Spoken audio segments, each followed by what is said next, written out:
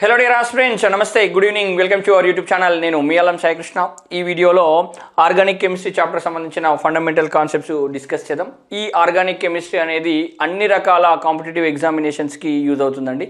మరి organic chemistry అంటే ఏంటి? జనరల్గా అయితే కర్బన రసాయన శాస్త్రం అంటున్నాం. ఇక్కడ పేరులోనే ఉంది, తెలుగు మీడియం వాళ్ళు కర్బన రసాయన శాస్త్రం. రైట్.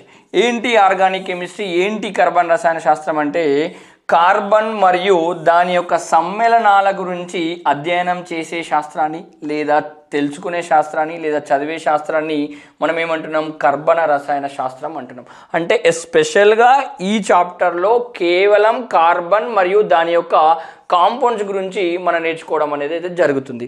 రైట్. మరి ఎందుకు ఓవరాల్ కెమిస్ట్రీ మొత్తంలో కూడా కార్బన్ రసాయన శాస్త్రం అనేది సపరేట్గా ఉంది? ఎందుకు హైడ్రోజన్కి సంబంధించింది లేదు, నైట్రోజన్ సంబంధించి లేదు, ఆక్సిజన్కి సంబంధించింది లేదు?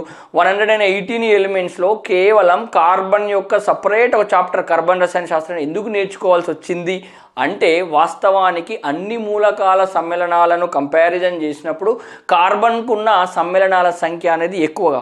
ఒక దశలో 117 మూలకాల సమ్మేళనాలన్నింటిని ఒకవైపు పెట్టి కేవలం కార్బన్ యొక్క సమ్మేళనాలు ఒకవైపు పెట్టిన కార్బన్ యొక్క సమ్మేళనాల సంఖ్యనే ఎక్కువగా ఉంటుందండి.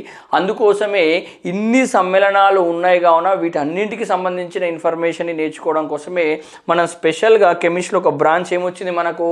కర్బన రసాయన శాస్త్రం, ఆర్గానిక్ కెమిస్ట్రీ అనేది రావడం జరిగింది.